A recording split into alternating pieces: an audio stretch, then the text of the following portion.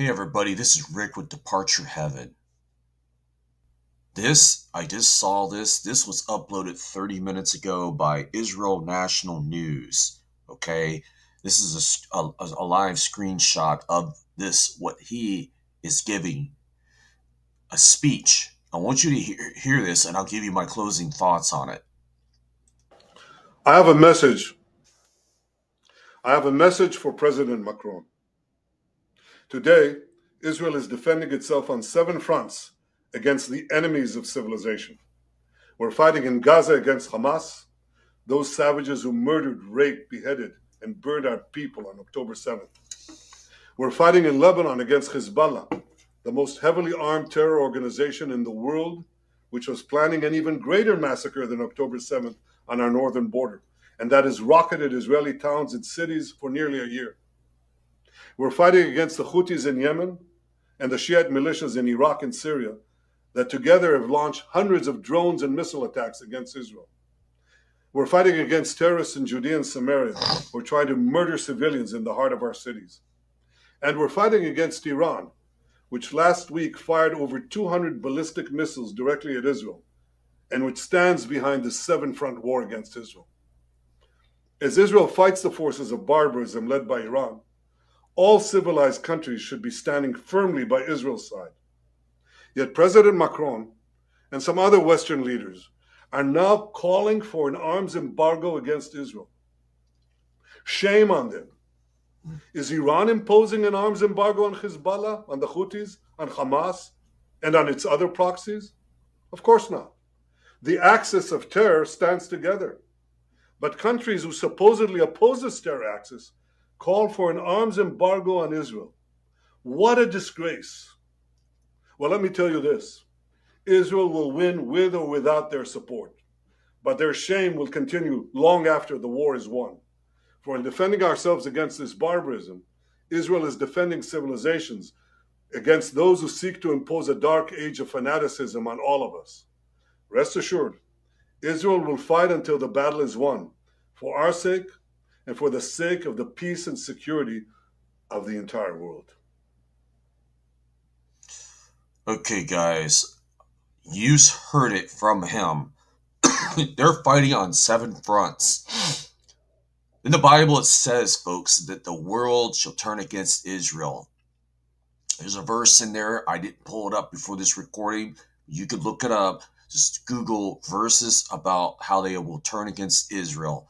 They are all coming against her right now, it seems like. And the support for Israel is fading, it looks like. Now, I heard that the U.S. had Israel's back. Now, according to what he's saying, that shame on those that don't support Israel. And he's right. Shame on you for not supporting Israel. Folks, we are to stand with Israel. This is bad, folks, because Israel has got to do all this on its very own. It looks like they're going to go it alone. And that, once they activate that ring of fire, 200,000 missiles, folks, that alone will be too overwhelming for Israel to stop. Their Iron Dome will not be able to stop not even a section of those missiles, like a small portion that will get through. It'll totally level all of Tel Aviv and Jerusalem. Okay. And Russia, I heard, is getting their hand in there. I heard rumors that they're telling Russian citizens to get out of Israel. Obviously, Russia might be putting their hand in this war now. Uh, you know, they're going to come against Israel in the last days, and all fronts in countries, neighboring countries, because of Israel won't. Basically, they're going in and doing their attacks. They have a right to defend themselves, folks. They do. And Israel's had enough. They're tired of being little guy being picked on by the big guys. Okay, the little boys fighting back against the bullies, and the little boy's gonna win regardless. You know why? Because the God's hand's gonna step in.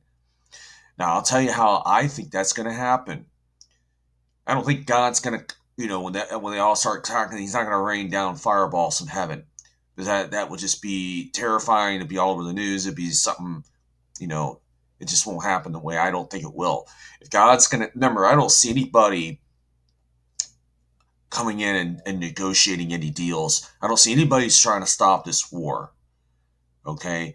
And you notice he said peace and security, peace and safety, and then the sun's destruction. Well, the Antichrist is the only person I believe that God is leaving this up to. Therefore, the rapture is in there somewhere that's got to happen.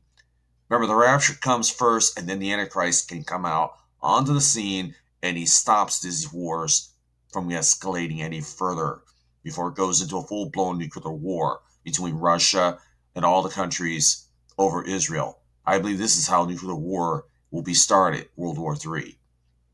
Numerous videos are coming out everywhere that World War III is about to happen over Israel. And yes, if anything happens to Israel, the whole world will fall apart and be obliterating itself to a nuclear war.